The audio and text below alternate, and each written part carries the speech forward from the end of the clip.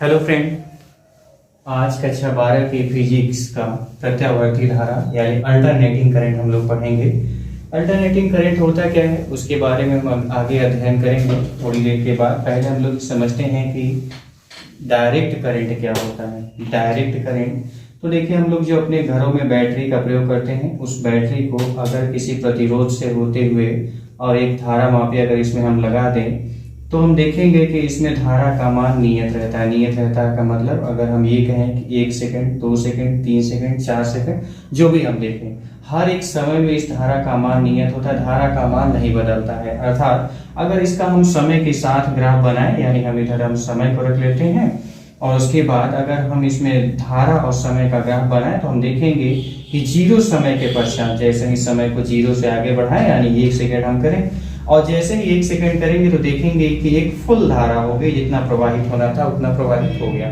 ठीक, अगले सेकंड में देखेंगे तो भी वही, फिर अगले सेकंड में वही, अगले सेकंड में वही, अगले सेकंड में वही, यानी हर एक समय जो इसका धारा का मान है वो नियत है। तो यानी धारा का मान नियत है, तो इस प्रकार अगर हम ग्राफ बनाए तो ये ग्राफ प्राप्त होता है। तो इस प्रकार की धारा को हम लोग नियत धारा कहते हैं। अब आगे देखें हम लोग अगर प्रत्यावर्ती धारा में जाने क्या होता है, तो प्रत्यावर्ती धारा स्रोत के लिए हम लोग करते क्या है, यहाँ पर बैटरी की जगह पर एक ऐसा स्रोत लगाते हैं जो कि प्रत्यावर्ती धारा को उत्पन्न करता है, किसी भी विधि द्वारा करता है, उसको हम लोग देखेंगे आगे। फिलहाल तो हम समझते हैं कि अगर ये प्रत्यावर्ती धारा उत्पन्न कर रहा है और अगर इसे किसी प्रतिरोध और एक गैल्वेनोमीटर से लगा करके हम लोग चेक करें तो हम देखेंगे कि इस धारा का मान लगातार बदल रहा है। लगातार का मतलब ये हम देखेंगे कि पहले धारा शून्य थी, फिर बढ़ी, फिर बढ़ी, फिर बढ़ी, बढ़ते गया, बढ़ते गया, बढ़ गया, फिर ये थोड़ी समय के बाद ये धारा का मान धीरे धीरे धीरे धीरे धीरे घटना शुरू होगा, शून्य हो जाएगा। फिर अगले समय में ये धारा का मान फिर विपरीत हो जाएगा, अर्थात इसकी दिशा बदल जाएगी, या ये कहें कि इसका मान ऋणात्मक होने लगेगा और ये बढ़ता जाएगा, ऋणात्मक में बढ़ता जाएगा, फिर वापस ऋणात्मक में धीरे धीरे धीरे शून्य हो जाएगा। अर्थात इसका हम समय के साथ अगर ग्राफ बनाए तो हमें ग्राफ कुछ इस प्रकार से प्राप्त होगा। यानी पहले धारा शून्य थी, फिर धारा शून्य से बढ़ती गई, बढ़ती गई, बढ़ती गई, फिर अधिकतम हुआ, फिर उसके बाद धारा फिर शून्य हुआ, कम होने लगा, कम होने लगा, फिर शून्य हो गया। फिर अब ये धारा, चूंकि यहाँ पर हम जीरो लाइन मानते हैं, तो अगर इसके ऊपर पॉजिटिव है तो आप भी जानते हैं कि इसके नीचे नेगेटिव होगा, क्योंकि जीरो के अप में अगर पॉजिटिव तो जीरो के डाउन में नेगेटिव होगा। तो फिर क्या होगा, यहाँ पे धारा शून्य हो गई, अब धारा ऋणात्मक होने लगी, ऋणात्मक होगी, अधिकतम, ऋणात्मक, अधिकतम, फिर उसके बाद जी अधिकतम होकर के फिर न्यूनतम होकर के फिर धारा शून्य हो जाएगी। अर्थात अगर हम इसका फुल ग्राफ बनाएं तो धारा कुछ इस प्रकार से होगी, इस तरह से। इसका मतलब ये है कि इसके इस प्रकार की धारा, पिछले वाले में आपने डायरेक्ट में देखा था कि उसकी दिशा एक ही थी या परिमाण भी एक था, लेकिन यहाँ पर देखेंगे तो इसकी दिशा कभी धनात्मक कभी ऋणात्मक ये हो रहा है, और दूसरी साइड इसका परिमाण भी हर एक सेकंड में बदल रहा है। जैसे यहाँ पर शून्य है, इसके आगे बढ़ते जाएंगे, यहाँ पर अधिकतम, फिर उसके बाद फिर न्यूनतम होना शुरू हो गया, फिर यहाँ पे शून्य हो गया। यही प्रक्रिया लगातार होती है। इस प्रकार की धारा को हम प्रत्यावर्ती धारा कहते हैं। प्रत्यावर्ती धारा उत्पन्न किसमें होगी और कब होगी, इसको हम आगे देखते हैं। तो इसके लिए हम लोगों ने लिया क्या है, मान लेते हैं एक आयताकार कुंडली ABCD है जो एक समान चुंबकीय क्षेत्र B में रखा है। ठीक, एक समान चुंबकीय क्षेत्र B में रखा है। अब ये कुंडली को घुमाते हैं कोणीय वेग ओमेगा से। मान लेते हैं कि ये कुंडली कोणीय वेग ओमेगा से घुमाते हैं, और मान लेते हैं किसी समय पे ये कुंडली एक समान चुंबकीय क्षेत्र ऐसे लगा हुआ है, उसमें ये इस चुंबकीय क्षेत्र के लंबवत इस प्रकार से रखा गया है, इस प्रकार से रखा गया। इसका मतलब ये है कि अगर ये हमारा तल हो गया तो इसका क्षेत्रफल सदिश ये होगा या फिर ये होगा, तो हमें ज्यूम कर लेते हैं कि हमारा क्षेत्रफल सदिश ये है। ठीक, तो अब देखते हैं इसमें क्या होगा। तो आप भी जानते हैं कि ये जो चुंबकीय बल रेखाएं हैं ये किसी क्षेत्रफल से जुड़ी हुई हैं, और जब चुंबकीय बल रेखाएं किसी क्षेत्रफल से जुड़ जाती हैं तो वहां पर फ्लक्स हो जाता है। ठीक, तो फ्लक्स क्या होगा, तो हम ये जानते हैं, फॉर्मूला पीछे के चैप्टर में पढ़े हुए हैं क्या, phi equal to B A cos theta. Theta क्या है, थीटा क्या है यहाँ, B A cos theta. B क्या है, एक समान चुंबकीय क्षेत्र B है। ए क्या है, इस आयताकार कुंडली का क्षेत्रफल सदिश ए है जो कि इसके तल पे लंबवत होता है। ठीक है, ध्यान रखिएगा, ये ए सदैव इस आयताकार कुंडली के तल के सदैव लंबवत होता है। जैसे हम अगर इस बोर्ड को ले लें तो ये हमारा एक बोर्ड तल हो गया और इसके तल के लंबवत ये मार्कर की दिशा में क्या होगा, हमारा इस क्षेत्रफल सदिश की दिशा होगी। ठीक, अब मान लेते हैं ये टी समय पश्चात, किसी पर्टिकुलर टी समय पश्चात ये जो कुंडली है ये थीटा कोण घूम जाती है। टी समय पश्चात थीटा कोण घूम जाती है, तो ऐसे में क्या होगा, तो हम लोग पढ़े हैं कोणीय वेग ओमेगा, कोणीय वेग omega equal to theta by T, यानी विस्थापन, कोणीय विस्थापन बटे समय अंतराल को हम लोग कोणीय वेग कहते हैं। तो यहाँ से अगर हम लोग थीटा इक्वल टू निकालना चाहें तो क्या होगा, थीटा इक्वल टू हो जाएगा ओमेगा टी। थीटा की वैल्यू यहाँ पुट कीजिए तो क्या आएगा, 5b equal to B A cos omega T.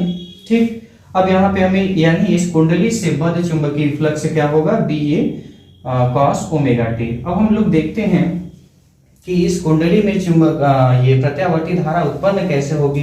तो उसके लिए हम लोग करते क्या है कि इसमें फैराडे का नियम लगाते हैं। फिर पहले इसको समीकरण नंबर 1, इसको समीकरण नंबर 2, तो हम करते क्या है, समीकरण 2 का टी के सापेक्ष अवकलन करने पर अगर अवकलन करेंगे तो क्या मिलेगा, डी फाई बी बटे D T equal to D by D T B A cos omega T. ठीक, अब यहाँ अगर इसका अवकलन करते हैं हम लोग तो बी ए चाहे कितना भी हो जाए, ये चुंबकीय क्षेत्र एक समान हमने लिया हुआ है, तो इसका मतलब है कि बी क्या होगा, कांस्टेंट होगा। उसी प्रकार से ए कुंडली का क्षेत्रफल सदिश है, क्षेत्रफल बदलने वाला वैसे भी नहीं है, किसी कोई कुंडली आपने एक समान चुंबकीय क्षेत्र में रख दिया है तो इसका मतलब है कि ये ए बदलेगा नहीं, बचा कौन, ओमेगा टी। और समय तो बदल ही रहा है और ये भी एक समान कोणीय वेग से मान लिया हमने, घूम ही रहा है, अर्थात B A D by D T cos omega T. ठीक, अब इसका टी के सापेक्ष अवकलन करेंगे तो बी ए अपनी पोजीशन पे रहेगा, कॉस का जो अवकलन होता है साइन ओमेगा टी, और यहाँ पे माइनस साइन ओमेगा टी होता है। ठीक, एंड यहाँ पे ओनली टी नहीं है, ओमेगा टी है, इसका मतलब इसका टी के सापेक्ष और अवकलन करेंगे तो यहाँ से मिलेगा हमको ओमेगा। तो यहाँ से हमें क्या मिलेगा, B A minus B A omega sine omega T. ठीक, अब फैराडे का नियम, फैराडे के नियम से क्या है, फैराडे का नियम E equal to minus N D phi B by D T. ठीक, ये प्रेरित विद्युत किसी कुंडली में जो कि एक समान चुंबकीय क्षेत्र में घूम रही है, उस कुंडली में उत्पन्न या प्रेरित विद्युत वाहक बल E का फॉर्मूला फैराडे के नियम से। अब यहाँ से D phi B by D T का value minus B A omega sine omega T हम लोग पुट किए हैं। तो देखिए equal to minus N and bracket में क्या होगा, B A omega sine omega T. ठीक, यहाँ पे माइनस वैल्यू है, माइनस एंड माइनस मल्टीप्लाई होगा तो इक्वल टू क्या मिलेगा, plus N B A omega and sine omega T. ठीक, साइन ओमेगा टी। अब यहाँ पर हमें ये प्रेरित विद्युत वाहक बल का फॉर्मूला मिलता है। ठीक, अब अगर इसके बाद देखें हम तो जो साइन ओमेगा टी की जो मैक्सिमम वैल्यू होती है ये 1 होती है, ये मैक्स वैल्यू होता है, यानी कि ओमेगा टी की वैल्यू कितनी होनी चाहिए कि साइन ओमेगा टी 1 हो जाए, तो ये होता है 90 डिग्री। दैट इज थीटा की वैल्यू कितनी होनी चाहिए, 90 डिग्री। जब थीटा की वैल्यू 90 डिग्री है तो साइन ओमेगा टी कितना दे रहा है, 1 दे रहा है, और ये मैक्स वैल्यू है। अगर ये मैक्स वैल्यू है तो इस टाइम पर आप ये भी कह सकते हैं कि अगर इसमें मैक्स वैल्यू पुट करेंगे तो ये भी मैक्स वैल्यू हो जाएगा, और अगर मैक्स वैल्यू में अधिकतम वैल्यू हो जाएगा तो यहाँ पर आप इसे E0 डिनोट कर देते हैं, क्योंकि ये अधिकतम वैल्यू है तो E0 इक्वल टू क्या मिलेगा, क्योंकि इसकी वैल्यू को 1 रख रहे हैं तो एन बी ए ओमेगा हो जाएगा। ठीक, ये मैक्स वैल्यू, अगर इस वैल्यू को पुट करें इसमें हम, तो क्या मिलेगा हमको, equal to N B A, omega की वैल्यू हम फाइंड कर चुके हैं, क्या है हमारा E0, यानी इसकी जगह पर हम कितना लिखेंगे, E0 साइन ओमेगा टी, यानी E equal to E0 sine omega T. ठीक, ये हमें मिलता है प्रत्यावर्ती विद्युत वाहक बल का समीकरण। ये प्रत्यावर्ती कैसे हो गया, कैसे हम इसे कह देंगे कि ये प्रत्यावर्ती वोल्टेज है या प्रत्यावर्ती विद्युत वाहक बल है। प्रत्यावर्ती का मतलब है जिसका मान लगातार, जिसकी मान लगातार बदले तो लगातार बदलेगा या नहीं, चेक करते हैं। तो यही हम लोगों ने जो ओमेगा टी की वैल्यू यहाँ पर 90 रखा है, दैट इज थीटा की वैल्यू 90। अगर थीटा की वैल्यू, इफ यदि थीटा की वैल्यू हम पुट कर देते हैं कितना, 0 डिग्री, देन हमें क्या मिलेगा, इक्वल टू, ये इसमें रखिए, equal to E0 sine 0 degree, that is कितना मिलेगा, 0 डिग्री मिलेगा। फिर अगेन 90 डिग्री पे तो फाइंड ही कर चुके हैं, अगेन ट्राई करते हैं। If theta equal to 90 degree, then क्या होगा, equal to E0 sine 90 degree. ठीक, देन इक्वल टू क्या मिलेगा आपको, E0।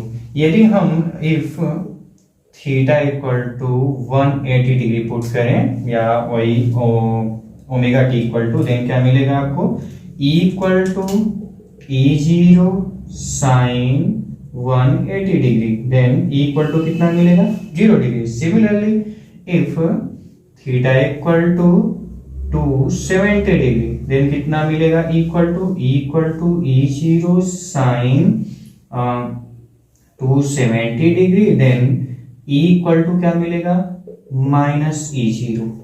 क्यों माइनस E0, क्योंकि साइन 270 या 270 डिग्री की वैल्यू होती है माइनस, और -1 का मल्टीप्लाई करेंगे तो E0। अब देखिए यहाँ पर, जब थीटा की वैल्यू 0 डिग्री है तब E की वैल्यू 0, जब थीटा की वैल्यू 90 डिग्री है तो E की वैल्यू E प्लस में E, एंड थीटा की वैल्यू 180 डिग्री है, then E equal to 0 value मिल रहा है। फिर आगे आप बढ़िए, जब थीटा की वैल्यू 270 है, 270 डिग्री है, तब E equal to minus E0 का मतलब ये है कि इसका मान ऋणात्मक हो गया, 0 पॉजिटिव, 0 ऋणात्मक। फिर अगर कुंडली घूमेगी तो फिर 0, फिर पॉजिटिव, फिर 0 नेगेटिव। ठीक, ये एक सीरियल होगा। दैट इज, अगर हम इसका ग्राफ रिप्रेजेंट करें तो ग्राफ क्या होगा, सपोज कर लेते हैं यहाँ पे हम टाइम के साथ इसको ग्राफ बना रहे हैं, ये समय ग्राफ हमारा है टाइम के साथ। देन क्या होगा, जब थीटा की वैल्यू 0 डिग्री थी तो हमारा जो E की वैल्यू है वो 0 है, E की वैल्यू हमारा कितना है, 0 है, तो 0। उसके बाद जैसे ही थीटा की वैल्यू 90 डिग्री हुआ तो ये क्या होगा, इक्वल टू E0, यानी मैक्सिमम वैल्यू दे रहा है, और मैक्सिमम वैल्यू दे रहा है तो इसको रिप्रेजेंट कैसे करेंगे, ये इस तरह से। फिर 90 से जैसे ही हम 90 से जैसे 180 की तरफ जा रहे हैं, क्या हो रहा है, ये अगेन 0 की तरफ जा रहा है, तो 0 की तरफ जा रहा है तो हम जाते हैं 0, एंड फिर हम 180 से हम 270 जा रखते हैं। जैसे 270 जाएंगे तो इसकी वैल्यू अगेन इंक्रीज हो रही है, बट नेगेटिव में बढ़ रहा है, नेगेटिव में बढ़ रहा है, तो इसको हम बढ़ा दे देते हैं, एंड सिंपल। इस तरह की धारा को हमने ग्राफ बना के आपको बताया था कि इस तरह की धारा अगर कोई रिप्रेजेंट करे अपने ग्राफ को तो उस तरह की धारा को हम प्रत्यावर्ती धारा कहते हैं। ठीक, ये तो हो गया फॉर्मूले बेस पे, ये हमने ऐसे कह दिया कि ये सारी बात फॉर्मूले से हुआ। इसको फिजिकली कैसे समझेंगे, ऐसा हुआ क्यों कि जब 0 डिग्री की थी तो यहाँ पर जो विद्युत वाहक बल था वो 0 था, जैसे ही 90 अंश हो गया विद्युत वाहक बल मैक्सिमम हो गया। कैसे हो गया तो इसको समझते हैं। इसको समझने के लिए हम लोग करते क्या है, एक हमने ये रिप्रेजेंटेशन बनाया हुआ है। इसमें क्या है कि जैसे देखिए, इसमें हम मान लेते हैं कि ये जो आप वायर निकले हुए हैं, एक हमने चुंबकीय क्षेत्र को बनाने के लिए हमने ये वायर निकाला हुआ है। ये जो तार निकले हुए तार जो है ये चुंबकीय क्षेत्र को प्रदर्शित कर रहे हैं, और उसमें हमने एक ये कुंडली लगाया हुआ है। ठीक, और ये कुंडली लगाया है तो अभी हमने क्या किया है कि ये जो चुंबकीय क्षेत्र की दिशा हम मान लेते हैं ये हो गया, और चुंबकीय क्षेत्र की दिशा ये कुंडली इस तरह से है, तो कुंडली का तल चुंबकीय क्षेत्र के लंबवत है। ये जो कुंडली का तल है चुंबकीय क्षेत्र के लंबवत है, अर्थात अगर हम यहाँ पे देखेंगे तो इसके क्षेत्रफल सदिश की दिशा कितनी है, क्षेत्रफल सदिश ऐसे लंबवत होगा, क्योंकि आप जानते हैं कि किसी कुंडली का जो क्षेत्रफल सदिश होता है उसके तल के लंबवत होता है, तल के लंबवत, इसका मतलब ये होगा। और अगर तल के लंबवत ये है तो यहाँ पर देखेंगे कि बी भी इसी दिशा में और ए भी इसी दिशा में, तो थीटा की वैल्यू कितनी हो गई, 0 डिग्री। इतना तो क्लियर है। लेकिन ये बड़ी बात नहीं, यहाँ पे समझने वाली बात ये है कि क्यों ये 0 से 9 E0 हो गया, यानी मैक्सिमम कैसे हुआ। तो समझिएगा, आप भी जानते हैं कि अगर किसी कुंडली को हम एक समान चुंबकीय क्षेत्र में ऐसे रख दें, अब यहाँ पर घुमाएंगे कुंडली में, तो ये कुंडली से बद्ध जो चुंबकीय फ्लक्स है, बाह्य चुंबकीय फ्लक्स, बाहर से चुंबकीय फ्लक्स है, ये कुंडली से बद्ध चुंबकीय फ्लक्स में कमी आएगी। तो फैराडे का नियम ही यही कहता है, फैराडे का नियम ये कहता है कि अगर किसी कुंडली के चुंबकीय फ्लक्स में परिवर्तन होता है तो ये कुंडली उस परिवर्तन का विरोध करता है और उसी विरोध में अपना खुद का प्रेरित विद्युत वाहक बल उत्पन्न करता है। तो वही यहाँ पे बात लागू होगा। देखिए, इस टाइम पे इसमें मैक्सिमम फ्लक्स जा रहे हैं, कोई परिवर्तन नहीं हो रहा है, लेकिन जैसे हम इस कुंडली को पकड़ के घुमा रहे हैं, जैसे घुमाएंगे, अब देखिए ये बाहर जा रही है, ये जो वायर निकले हुए हैं, तार निकले हुए हैं, ये तार इस कुंडली से अब बद्ध नहीं हो रहा है, बाहर निकल रहा है। ठीक, तो जैसे ये 0 डिग्री से अब ये आगे की तरफ बढ़ रहा है, जैसे आगे बढ़ेगा तो इससे बद्ध, इस कुंडली से बद्ध चुंबकीय फ्लक्स में कमी आएगी, और कमी आएगी तो ये कुंडली उस कमी का विरोध करेगा, और जैसे ही विरोध करेगा तो विरोध क्या करेगा, तो फिर ये अपना खुद का विद्युत वाहक बल, ये अपना खुद का फ्लक्स उत्पन्न करता है। और अगर फ्लक्स उत्पन्न कर रहा है, इसका मतलब है कि इसके पास चुंबकीय क्षेत्र होगा, और अगर चुंबकीय क्षेत्र होने का मतलब है कि धारा होगा, क्योंकि धारा के प्रवाह के कारण ही चुंबकीय क्षेत्र होता है। तो यानी धारा है तो धारा भी तभी प्रवाहित होगा जब इसमें विद्युत वाहक बल होगा, तो यानी ये विद्युत वाहक बल प्रेरित हो जाता है। ठीक, तो यानी ये हमारी कुंडली 0 डिग्री से अब 90 डिग्री रोटेट हो रही है। ठीक, 90 डिग्री पहुंच गई। 90 डिग्री कैसे हुआ, तो आप समझिएगा, चुंबकीय क्षेत्र की दिशा, ये इसका तल, ये जो कुंडली का तल नीचे की तल ऐसे हो गया, इसका मतलब है कि इसके क्षेत्रफल सदिश की दिशा क्या हो जाएगी, क्षेत्रफल सदिश की दिशा नीचे हो जाएगी। तो इस टाइम पे इसकी थीटा की वैल्यू कितनी हो गई, थीटा की वैल्यू 90 डिग्री हो गई। तो यहाँ पर क्या हो गया, अधिकतम। लेकिन अगर हम इस कुंडली को अब और आगे घुमाएं, इस कुंडली को और आगे घुमाएंगे तो अब इससे बद्ध चुंबकीय फ्लक्स में वृद्धि हो रही है, इस कुंडली से बद्ध चुंबकीय फ्लक्स में वृद्धि हो रही है, और चुंबकीय फ्लक्स में वृद्धि हो रही है तो ये कुंडली उस फ्लक्स में वृद्धि का विरोध करेगा, और अगर विरोध करेगा तो फिर क्या करेगा, इस बार उल्टा हो रहा है पिछली बार की, पिछली बार घट रहा था, इस बार बढ़ रहा है, और अगर ये बढ़ेगा तो फिर क्या करेगा, फिर अगर ये बढ़ेगा तो अपना खुद का फ्लक्स उत्पन्न करेगा, खुद का फ्लक्स उत्पन्न करेगा। इसका मतलब ये है, खुद का फ्लक्स उत्पन्न करेगा, इसका मतलब ये है कि ये अपना चुंबकीय क्षेत्र उत्पन्न करेगा, और चुंबकीय क्षेत्र उत्पन्न करेगा, इसका मतलब धारा। फिर लेकिन इस बार धारा क्या होगी, धारा घट रही है, क्योंकि ये इस बार क्या हो रहा है, फ्लक्स में वृद्धि हो रही है, ये अपनी फ्लक्स में कमी करेगा। तो कमी करेगा तो यानी फ्लक्स में, कुंडली अपनी फ्लक्स में कमी करेगा, इसका मतलब है कि अपनी चुंबकीय क्षेत्र में कमी करेगा। चुंबकीय क्षेत्र कब कम होगा, जब धारा कम होगी। धारा कब कम होगा, जब विद्युत वाहक बल कम होगा। तो ये 180 डिग्री तक की बात हो गई। ठीक, ये हमारी कुंडली इस तरह से घूम गई। लेकिन हम जब 180 अंश से जब आगे बढ़ेंगे तो फिर वही बात लागू होगी, फिर वही बात लागू होगी। क्या होगा कि ये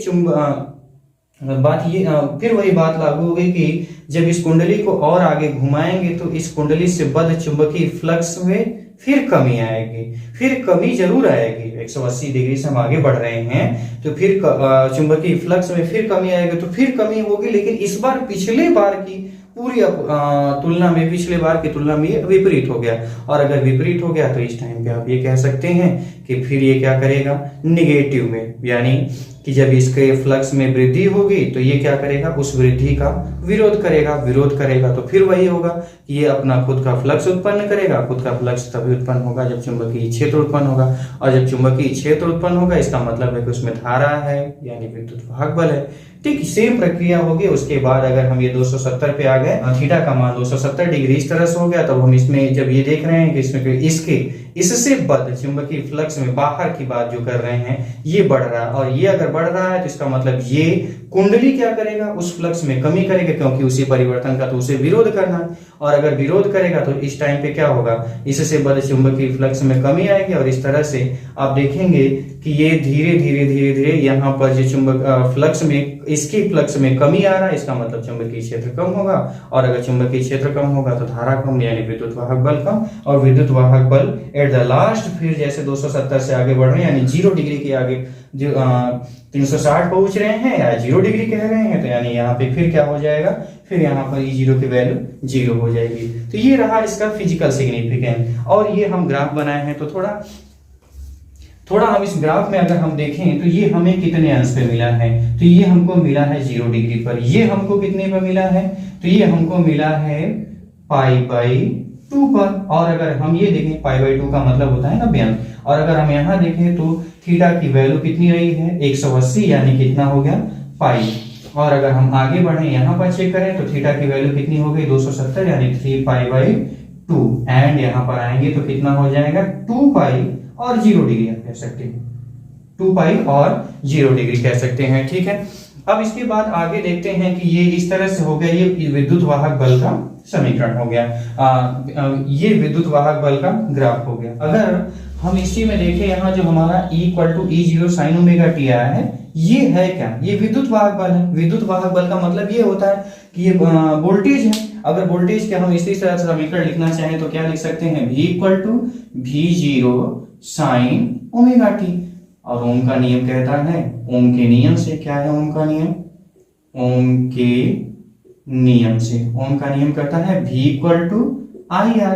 ठीक, ये अगर हम यहाँ पर चाहें तो V=IR लिख रहे हैं, तो V0I0R, वैल्यू पुट करिए, यहाँ पर क्या होगा, V की जगह पर IR and V=I0R sin omega t। ठीक, R से R कैंसिल हो जाएगा, देन क्या मिलेगा आपको, I=I0 sin ओमेगा t।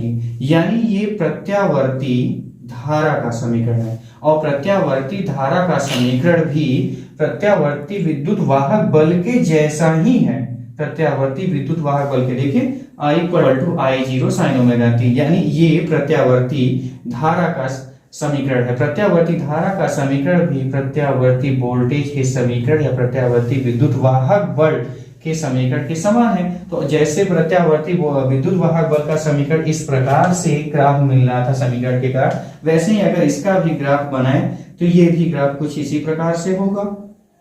ठीक, ये कितने डिग्री की वैल्यू है, 0 डिग्री की। ये कितने डिग्री की है, π/2, ये पाई एंड ये 3π/2, एंड नेक्स्ट ये कितना हो जाएगा 2π।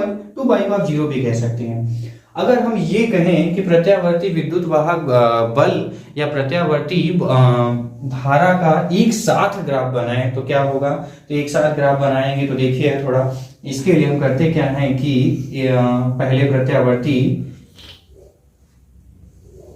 प्रत्यावर्ती विद्युत वाहक बल का ये हमने ग्राफ बना दिया। ठीक, प्रत्यावर्ती विद्युत वाहक बल का हमने यहाँ ग्राफ बनाया तो हमें कुछ इस प्रकार से मिला।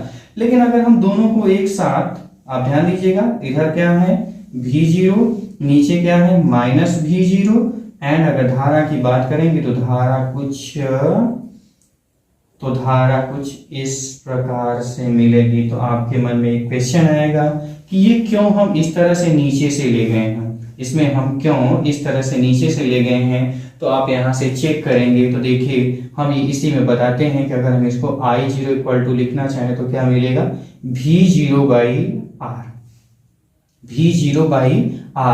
अगर सपोज कर लेते हैं कि V0 की वैल्यू 5 है एंड R की वैल्यू 2 है, देन I0 कितना मिलेगा, हमें I0 मिलेगा 2.5, जो कि V0 की वैल्यू से कम है। V0 की वैल्यू से कम है, ये हमारा टोटल क्या है V0, एंड ये तुम्हारा टोटल क्या है I0 की वैल्यू 2.5 है, लेकिन V0 की वैल्यू कितनी है, V0 की वैल्यू हमने 5 लिया है। इसका मतलब ये कि इसमें जो पीक है, ये पीक क्या होगा, ऊपर होगा, किसमें, प्रत्यावर्ती वोल्टेज में, और प्रत्यावर्ती धारा में क्या होगा, पीक नीचे होगा। ठीक, ये आपको समझ में आया होगा। अब इसके बाद हम लोग देखेंगे कि ये प्रत्यावर्ती जो वोल्टेज या प्रत्यावर्ती जो धारा है, इस धारा का मान कितना होगा, औसत मान क्या होगा, माध्य मान क्या होगा, वर्गमूल माध्य मान क्या होगा, इसके बारे में हम लोग अगले वीडियो में देखेंगे। ठीक है, धन्यवाद।